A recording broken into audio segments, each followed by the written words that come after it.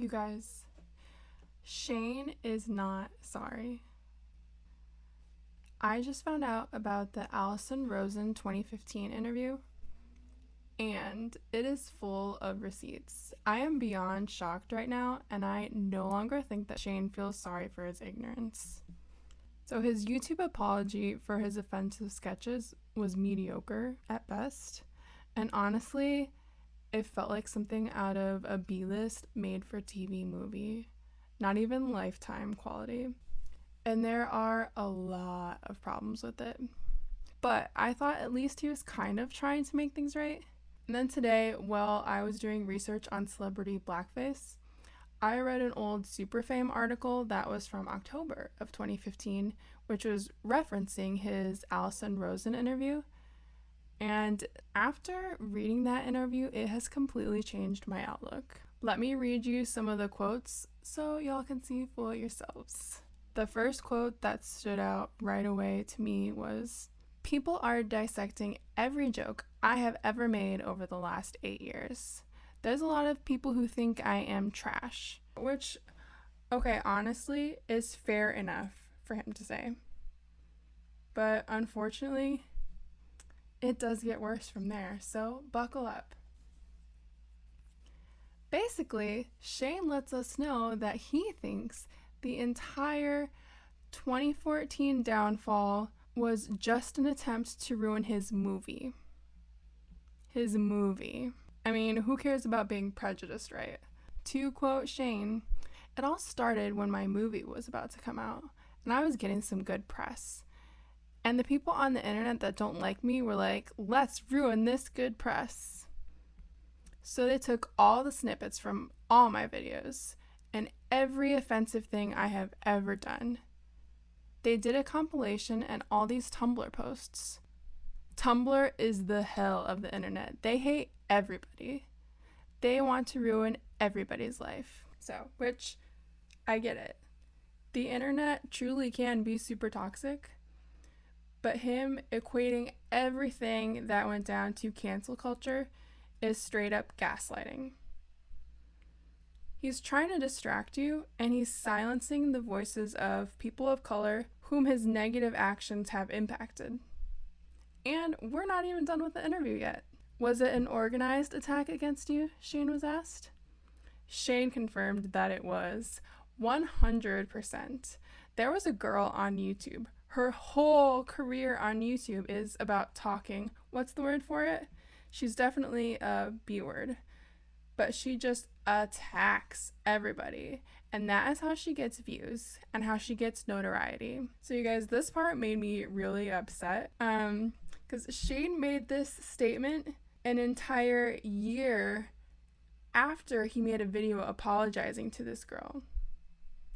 A video where he claimed her blog is what helped him see the error in his ways. And because she chose to speak out, she ended up receiving tons of death threats from Shane's stans. People actually called her work and they tried to get her fired. The Shane stans also called her the N-word and just attacked her so viciously. Shane himself also attacked her for daring to criticize him. So when Shane was going to make his apology video, she even requested that her name not be used in the video because of all the hate that she had been getting, but he kept it in anyways. Because, according to Shane, she's just in it for the views. Never mind the fact that countless other people of color expressed the same opinions. And the interview continues, where Shane says, "Anybody that does anything problematic," that's the word, problematic, she will attack them instantly. So she got so excited because I'm Shane Dawson. She would get some views out of it. She just went in. So many tweets, videos, like all her friends. So all of this coming out after Shane had supposedly apologized and changed and learned from his past is really frustrating, and it just makes it really clear that Shane doesn't understand why the things that he did were problematic. Because negative Black stereotypes are the reason people of color are profiled as being lazy or dangerous or other very negative things. And it is what puts their lives at risk when the police are involved. It's the reason people of color are treated less than their potentially white counterparts. Yet according to Shane, this girl merely attacked him for views. Shane then says, the whole YouTube community who has always secretly wanted me to fail, all of them, they all joined in. It was trending on Twitter. Like, Shane Dawson racist. It was bad. I made a couple of apology videos, and I really meant what I said. Listen, I'm just gonna make a video and apologize for what I didn't know was wrong at the time. I mean, 6 years ago, when I was putting on bronzer to look like Wendy Williams, I didn't know it was a thing. So let me just pause here and say that just because you aren't wearing a white hood doesn't mean you can't be racist.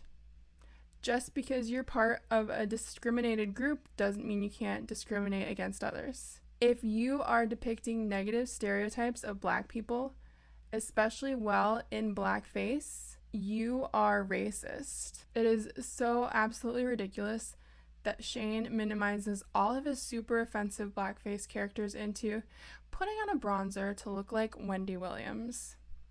And he didn't know it was a thing? Really?